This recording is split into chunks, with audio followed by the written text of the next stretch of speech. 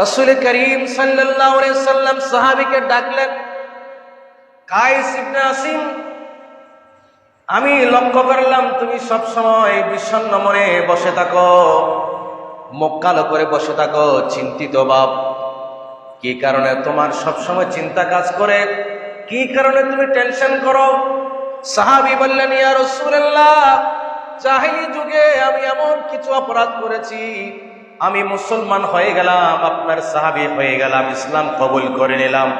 এরপরেও জাহেলি যুগে আমি এমন কিছু অপরাধ করেছি, অন্যায় করেছি, ওই অন্যায়গুলো আমার ক্ষমা হবে কিনা, আমার গুনাহগুলো মাফ হবে কিনা, আমার অপরাধগুলো মার্জনা হবে কিনা, ওই চিন্তা করে আমি সাহাবী আপনার দরবারে বিষণ্ণ মন নিয়ে বসে থাকি। রাসূল করিম সাল্লাল্লাহু আলাইহি সাল্লাম জানতে চাইলেন, সাহাবীরে, এমন কি অপরাধ করেছো, এমন কি অন্যায় করেছো যে অন্যায়ের কারণে তুমি বিষণ্ণ, যে অন্যায়ের কারণে তুমি এত চিন্তিত? সাহাবী বললেন, ইয়া রাসূলুল্লাহ, আমার অন্যায়ের কথা যদি আপনাকে বলি, হয়তো আপনার চোখের পানি আপনি নিজেই ধরে রাখতে পারবেন না। জোরে বলেন আল্লাহু আকবার। সাহাবী বললেন, ইয়া রাসূলুল্লাহ, ইয়া হাবিবাল্লাহ, আমার অন্যায় এত গুরুতর, আমার অন্যায় এত বেশি লোমহর্ষক, আমার অন্যায় এত বেশি মর্মান্তিক, সে কথা আমি কিভাবে আপনার সামনে বর্ণনা করব? সাহাবীর এই কথা শুনে আমার রাসূল বললেন, সাহাবীরে, তুমি নির্দ্বিধায় নিঃসংকোচিত্তে কোনো দ্বিধাদ্বন্দ্ব ছাড়া তোমার মনের কথাগুলো আমাকে বলো, আমাকে খুলে খুলে বলতে পারবে। সাহাবী বললেন, ইয়া রাসূলুল্লাহ, আমার 8 থেকে 9 জন কন্যা সন্তান ছিল, আমি সব কন্যা সন্তানগুলোকে জীবন্ত হত্যা করে ফেলেছি, কারণ ওই কন্যা সন্তান আমার জন্য বড় লজ্জার বিষয় হয়ে দাঁড়িয়েছে। জাহেলিয়াত যুগে সমাজে, এই আরবের মধ্যে, গোটা বিশ্বের মধ্যে কন্যা সন্তান হওয়া মানে তার জন্য বড় অপমান। সে অপমান সইতে না পেরে আমি আমার কন্যা সন্তানগুলোকে এক এক করে জীবন্ত দাফন করে দিয়েছি, হত্যা করে দিয়েছি।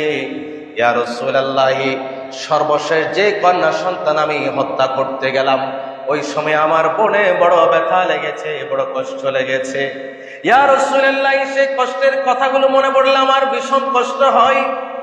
সেই কষ্টের কথা, ওই দৃশ্য আমার সামনে যখন ভেসে আসে, আমার চোখ দিয়ে জর্জর করে পানি ঝরে।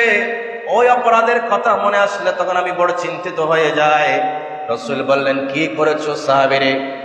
সাহাবী বললেন, ইয়া রাসূলুল্লাহ, আমার সর্বশেষ যে কন্যা সন্তান, আমি আমার স্ত্রীকে সন্তান সম্ভবা রেখে, গর্ভবতী অবস্থায় রেখে ব্যবসার জন্য দূরে চলে গেলাম। কয়েক বছর পরে এসে দেখে আমার ঘরে কন্যা সন্তান ফুটফুটে সুন্দরী। আমি জিজ্ঞেস করলাম, এই সন্তান কার? আমার স্ত্রী আমাকে ভয় করে, আমাকে আমার ভয়ে আমার স্ত্রী আমার কাছে মিথ্যা কথা বলেছিল, গোপন করেছিল। ওগো স্বামী, এই কন্যা সন্তান আমাদের না, এই কন্যা সন্তান আমাদের পাশের প্রতিবেশী আমার এখানে এসেছে।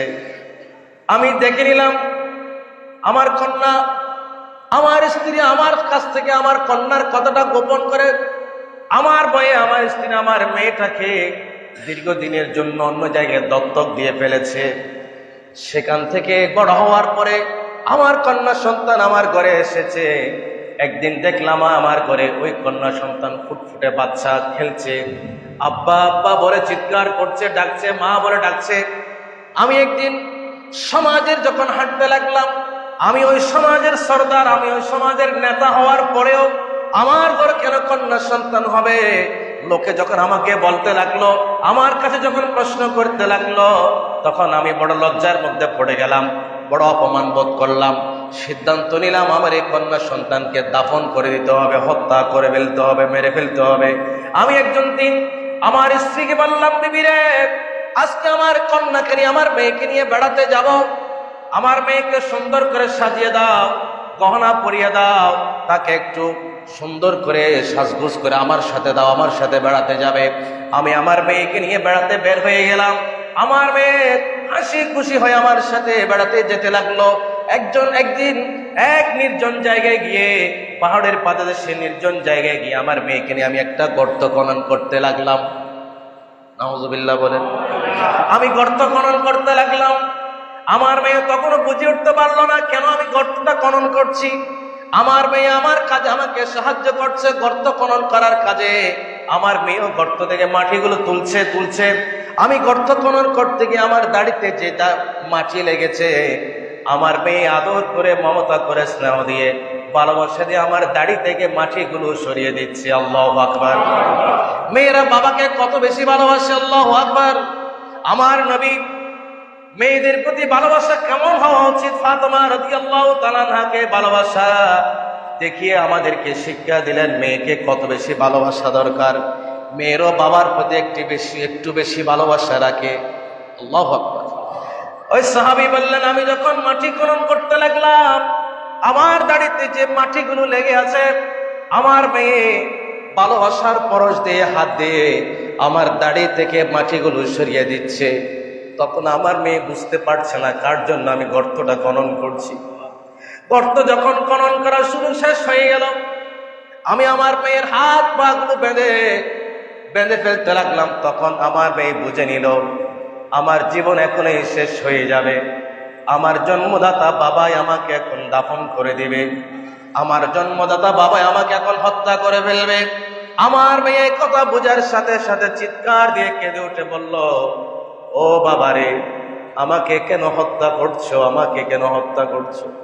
বাবার, আমি বাঁচতে চাই, আমি জীবন নিয়ে বাঁচতে চাই, আমি এই সমাজের মধ্যে আপনাকে বাবা বলে পরিচয় দেব না। আপনি মেয়ের বাবা, এটা যদি আপনার জন্য বড় লজ্জার হয়, আপনি মেয়ের বাবা, এটা যদি আপনার জন্য বড় অপমানজনক হয়, বাবা আমি এই সমাজে পিতৃ পরিচয়হীন থাকবো, আপনাকে বাবা বলে পরিচয় দেব না। ও বাবা, তবু আমি এই পৃথিবীতে জীবন নিয়ে বাঁচতে চাই। সুবহানাল্লাহ। বাবার সন্তানের মেয়ের কোনো কথাই শুনল না। ওই কন্যা সন্তানকে হাত পা বেঁধে গভীর কূপের মধ্যে ফেলে দিল। যখন বাবা ওই কূপের মধ্যে সন্তানকে ফেলে দিচ্ছে, বাবা নির্দয় হয়ে গেল, বাবা পাষাণ হয়ে গেল। সন্তান ডাক দিতে লাগলো, বাবা, ও বাবারে, এত সুন্দর মেয়ে, আমার প্রতি তোমার কি একটু দয়া লাগে না? এমন মেয়ের প্রতি চেহারার দিকে তাকালে তো তোমার একটু দয়া আসার কথা। বাবা, তুমি এত নির্দয় কেমনে হলে, এত পাষাণ কেমনে হলে? ও বাবা, তুমি আমাকে কেন হত্যা করছো?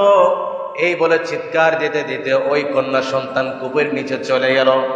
সেখান থেকে ডাক দিতে লাগলো, বাবা, বাবা বলে চিৎকার দিতে লাগলো। বাবা মেয়ে কন্যা সন্তানের ওই চিৎকার না শোনার জন্য উপর থেকে একটা পাথর ফেলে দিল। তার মৃত্যু নিশ্চিত করার জন্য উপর থেকে পাথর ফেলে ওই কূপটা উপরে মাটিয়ে দিয়ে চাপা দিয়ে দিল। জোরে বলেন ইন্না লিল্লাহি ওয়া ইন্না ইলাইহি রাজিউন। আমার রাসূল সাহাবীর জবানে ওই লোমহর্ষক ঘটনা শুনে আমার রাসূল কেঁদে ফেললেন, উপস্থিত সাহাবারা কেঁদে ফেললেন। সাহাবী বললেন, ইয়া রাসূলুল্লাহ, আমার এই গুনাহ মাফ হবে কিনা আমি জানি না, আমার এই অন্যায় মাফ হবে কিনা আমি জানি না, আমার এই অপরাধ ক্ষমা হবে কিনা আমি জানি না।